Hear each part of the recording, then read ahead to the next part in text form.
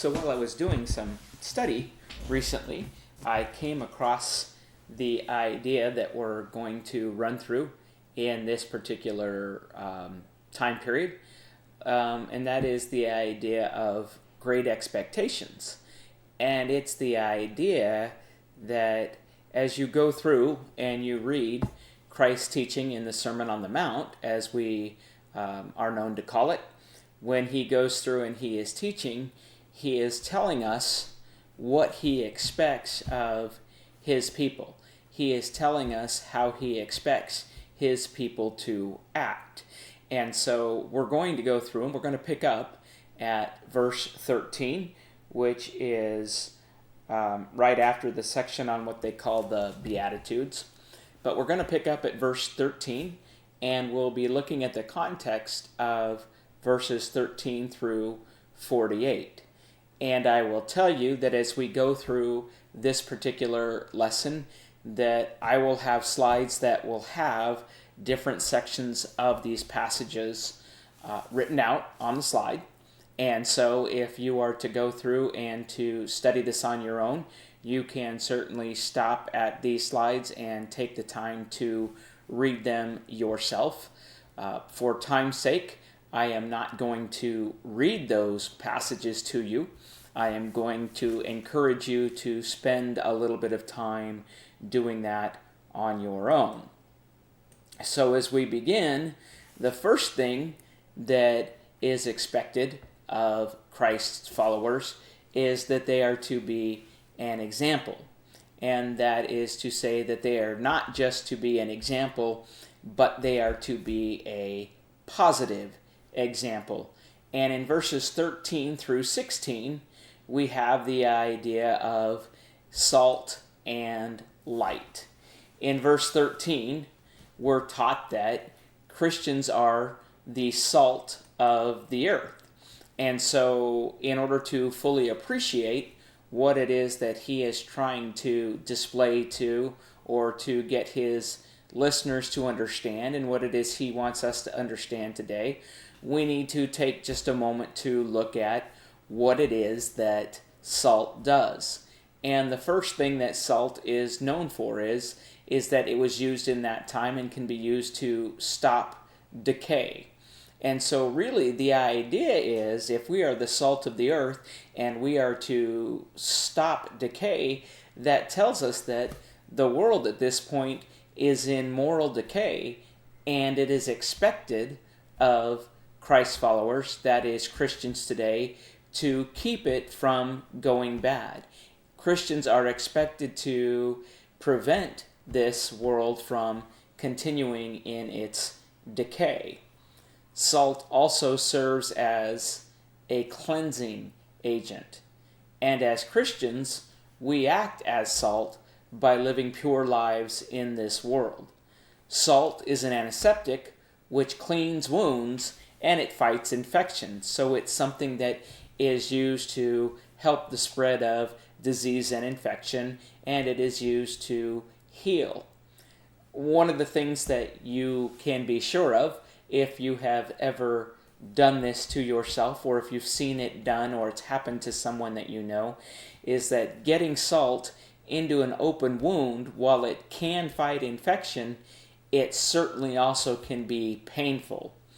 And really, the idea here that we can look at is that it certainly hurts the world's conscience when they see how a Christian is living their life, and it causes them to kind of think about what it is that they're doing, and it causes them to think about that the life they're living, and it begins to hurt them in their conscience as they begin to recognize that the life that they're living really isn't the type of life that should be lived. We also understand that one of the characteristics of salt is that it acts as a preservative. And Christians, as salt of the earth, act as a preserving influence when we stand up for what is right and godly. So it's this idea that when we preserve those things which are good, and we cannot do that, we cannot stop the world from going bad if we simply go along with the crowd. We cannot stop it if we don't stand up for what is right, but we continue to act in the way that the world does. And the last thing that we'll look at is the idea that salt adds flavor, or it's the idea that we could say it makes food more attractive. It creates a greater desire in someone to want to eat food if it's added to food when it adds flavor, because it gives something a little bit more. So it is an attractive feature. As salt of the earth, we will attract people to the Word of God by how we live.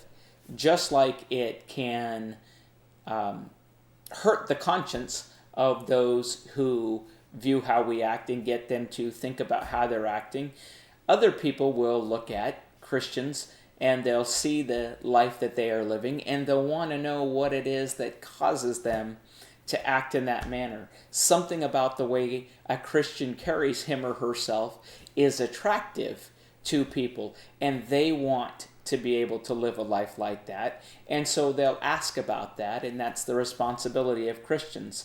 We are to be an active and positive influence to the world around us.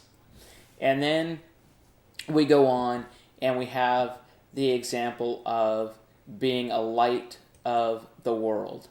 And again, if we're going to use this idea of darkness and that Christians are to be the light of the world, then we have to recognize that the idea is that this world is in darkness.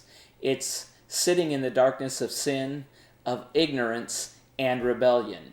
And so it needs light to bring that to the world's attention, to remove that ignorance and to cause those who are rebelling to recognize and change. And so one of the attributes that we would use for speaking of light is that light shines. And we understand that. What it does is light causes something to stand out. And we, as Christians, should stand out and look different than others in the world. And so there should be something that looks different about us, something that can be seen that causes us to stand out and to be different. Light illuminates, and we can say that light will illuminate a path. And when I thought about this, and when I thought about this idea of illuminating a path, it kind of made me think of when you're on an airplane and you're getting ready to take off, and one of the things that they mention is that in the event of an emergency, a path of lights will illuminate, showing you how to get out of the plane. It will illuminate and guide you to where you need to go.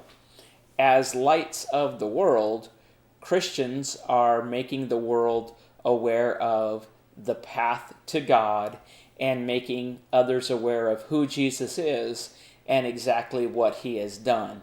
What we recognize he has done for us individually, and what they need to recognize he has done for them as well, and the rewards that they can receive if they respond in the proper manner to what it is that he has done for them. And light is a revealing factor, and Christians are to show by word and deed the life God wants all man to live.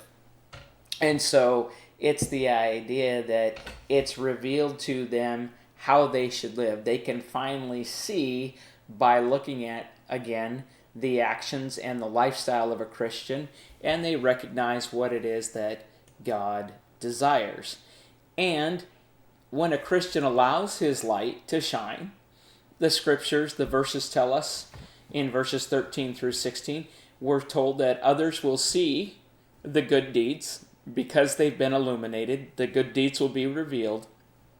And ultimately, what happens is God is glorified, which again is the responsibility of his people. Our purpose is to live a life that glorifies God. The second great expectation that Christ talks to us about in our text is his expectation of obedience and the importance of our obedience as it relates to him and his will and his Father's will. And again, this is in verses 17 through 20. You can see that we have on the slide here a printed version of those particular verses. For time's sake, again, we're not going to read those right now, but I encourage you to go back and to look at those. And what I want you to kind of focus on is this idea that also is taught in Luke 11:28. We're told, blessed are those who hear the word of God and obey it. And so there's an expectation that takes place. And we read, according to verse 19 in our text here, that greatness follows obedience to God's law. And so whoever does and teaches God's will shall be great in the kingdom of heaven.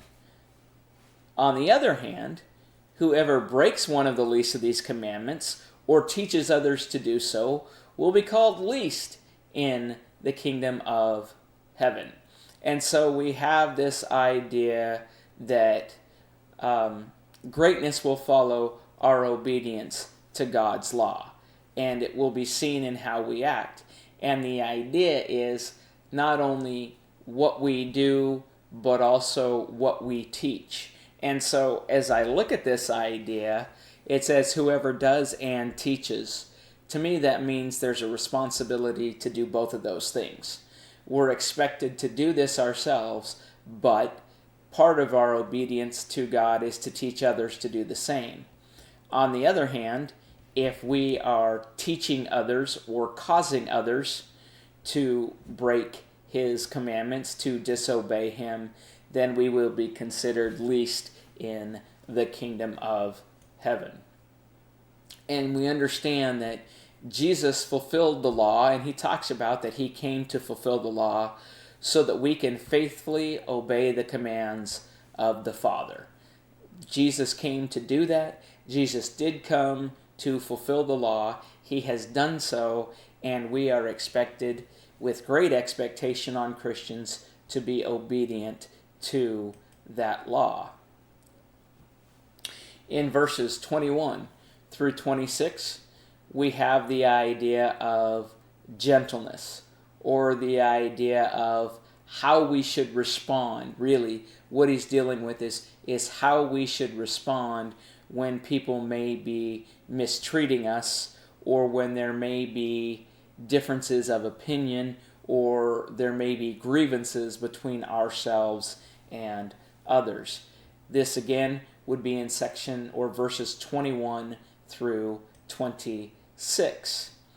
And Paul, in his letter to the Philippians in the 4th chapter, talks about the idea of let your gentleness be evident to all. So Paul understood the great expectations that Christ has on Christians, and so he lets them know that your gentleness needs to be evident. How you react, how you display that needs to be evident to all. And so as we go through and we highlight what the passage is talking about here, it says, whoever is angry with his brother without cause shall be in danger of judgment. And so we need to respond with a gentle spirit. When we feel like we've been wronged, and it may or may not be with or without cause, we need to respond with a gentle spirit. It says, whoever says Raka shall be in danger of the council, and whoever says you fool shall be in danger of hellfire. And again, this is a very, it's a response in anger. It's a response that doesn't show a gentle and calm spirit, but it shows really an irrational and a spirit of one who is quick to jump to conclusions and to be rough rather than gentle in spirit. And then he talks about the idea that if you do recognize that there is a grievance that a brother has against you, before you go and place your gift at the altar, before you go and try to sacrifice to God and to honor Him, go back and be reconciled with your brother, and do so in a spirit of gentleness.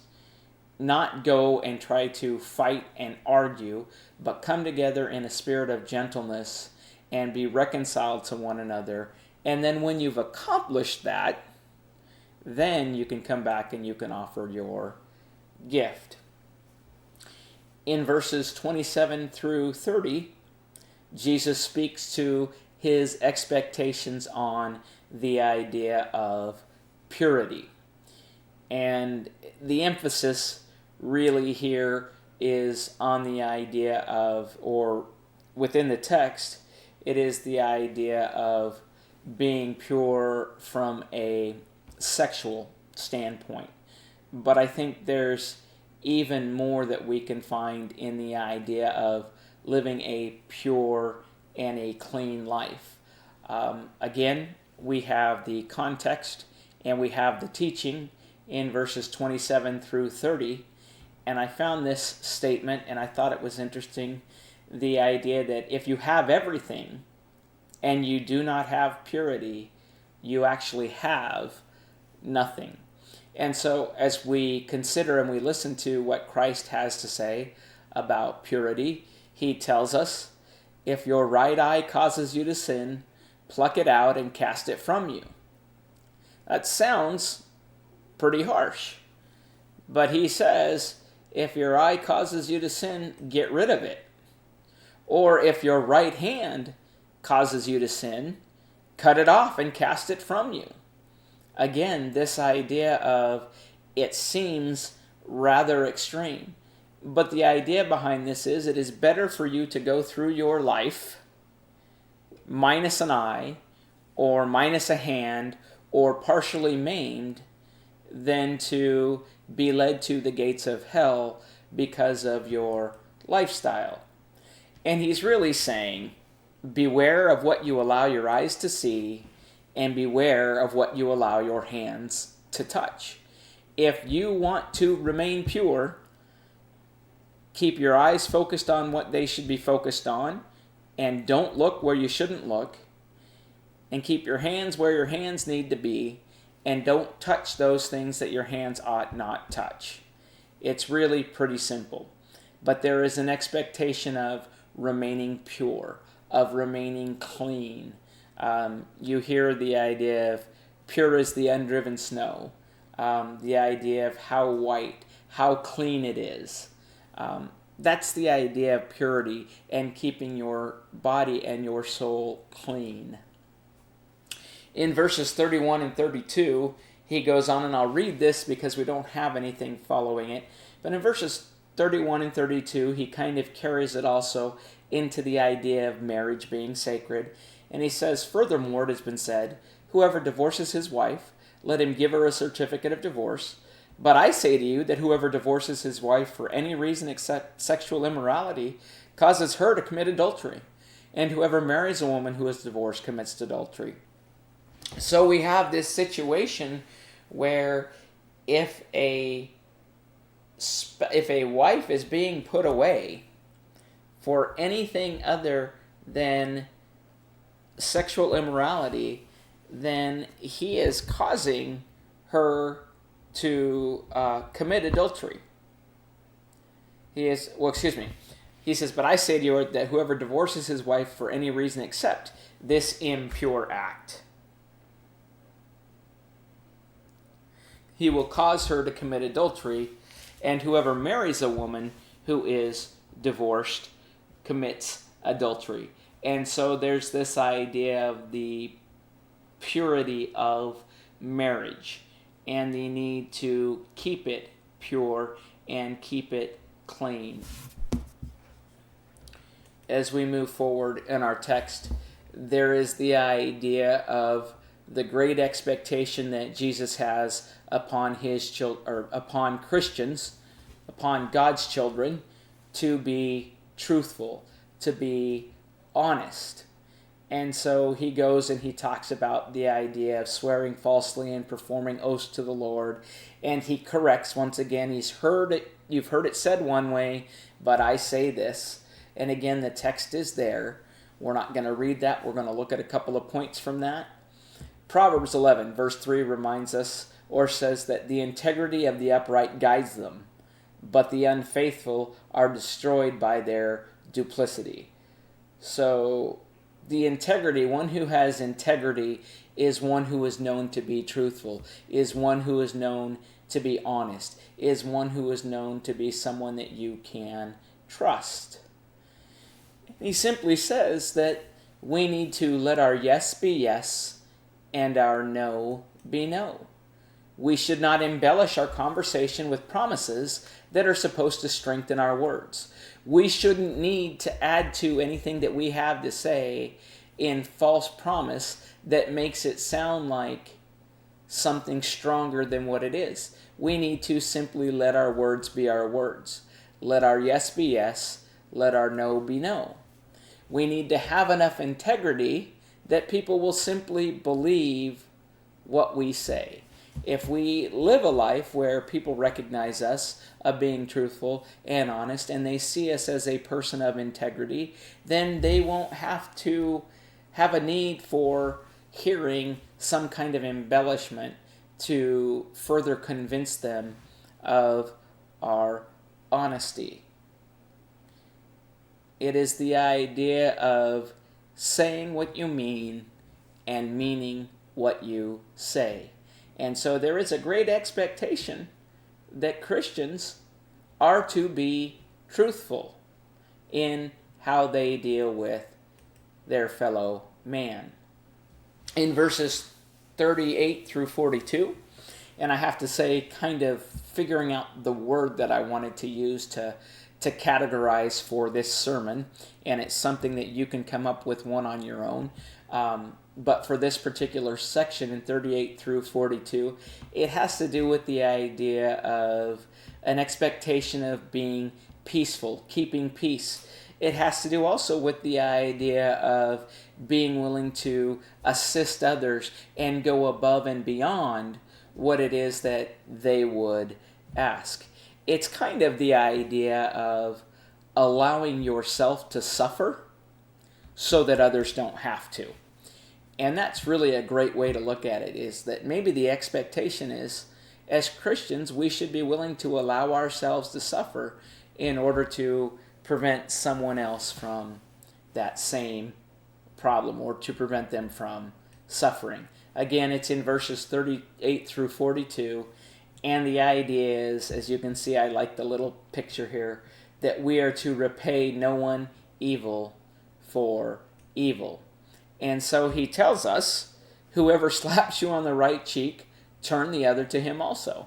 Now, I would think that our natural reaction is, whoever slaps us on the right cheek, we in turn want to slap them on the right or the left cheek. That's not what is expected of Christ's followers. If someone is to slap us, then we are to turn the other cheek to them as well.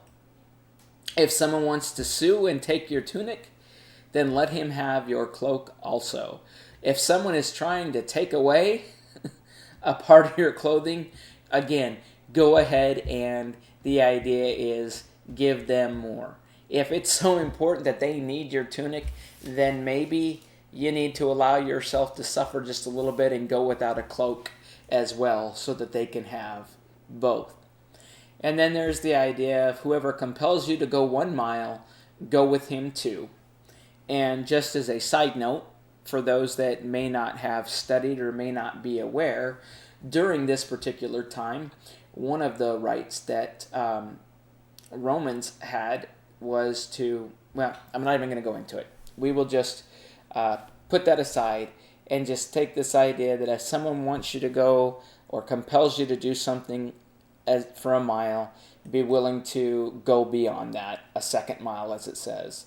And it says, give to those who ask, and do not turn away from one who wants to borrow. The idea is to remain at peace when someone looks to harm us, The idea is to assist them in any way that we can.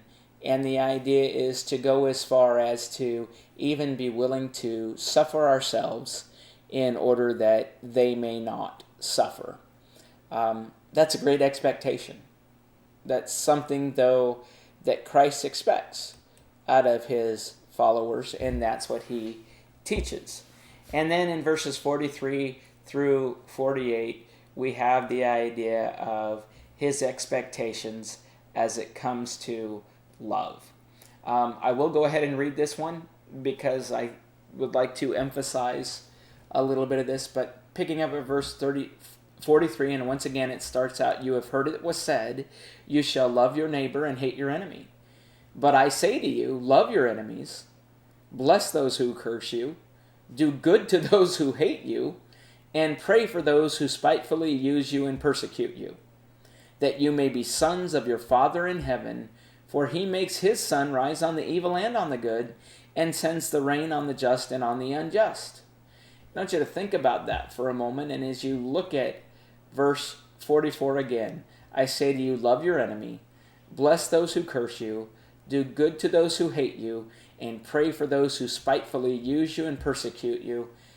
How many of us, when we hear that, that's the reaction that we would have to those particular situations? That we would show love, that we would pray for someone, that we would do good for those who've treated us in a hateful manner. That's a tough thing to do, but that's a sign of love. That is a sign of being a follower of Christ, and there is a great expectation that we do that. Continuing on in verse 46, he says, "If you love those who love you, what reward have you? Do not even the tax collectors do the same? And if you greet your brethren only, what do you do more than others? Do not even the tax collectors do so? Therefore you shall be perfect, just as your Father in heaven is perfect." So if you only treat those who treat you well, if you only treat well those people who treat you well, what have you really done? Don't even the tax collectors, he's saying, the people that you look down upon, don't even the sinners do the same thing? And if you only greet your brethren, what are you doing more than others? If your greeting is only to your brethren and not to everyone, do not even the tax collectors do so? There is a great expectation that love is to go beyond just what the average individual understands. It is to go beyond just loving those who love you. The idea is loving your enemies with no exception. And it's not a suggestion. And none of these things that we're looking at as we go through and he talks about and he gives us his great expectations, these are not just suggestions. These are expectations. These are commands. These are things that we must learn to do. The idea of bless those who curse you, do good to those who hate you, pray for those who spitefully use you and persecute you. That's something that you must learn to do. And I will use the term learn because it's not something that tends to come naturally for us. Our general response would be to return evil for evil. That's not love. That's not the love of Christ, and that's not the love of his people. And that's not the love that Christ expects us to have as his people. And he says, if you love those who love you, what reward do you have? And if you greet your brethren only, what do you do more than others? There's nothing great about the love that you're showing if you do these things. And so that is actually where he closes out, or where we come to the close of the 5th chapter of Matthew. It ends at verse 48. It ends after he has gone through some of these great expectations. There are more expectations, and we could look at more expectations starting in chapter 6 that talk about expectations regarding charitable deeds, expectations regarding various things when you pray. I mean, he goes in through the point is that Christ has great expectations. And these are not expectations that any preacher is laying out for you. These are not expectations that just any elder is laying out for you. These are the expectations that Jesus Christ himself has set forth for his followers to obey and to do. And so what I hope you understand is that being a child of God comes with great expectations. Being a follower of Jesus Christ comes with great expectations, and we all need to take a moment and ask ourselves, how am I doing? And with that, we will close out this particular section of study. I certainly encourage you, go back through, read through Matthew the 5th chapter, look at the idea of these expectations, see how you would write them down if you were to write them down on your own. How would you have worded what these expectations are? And I would encourage you to look forward to, in chapter 6, some of the expectations that he has for you.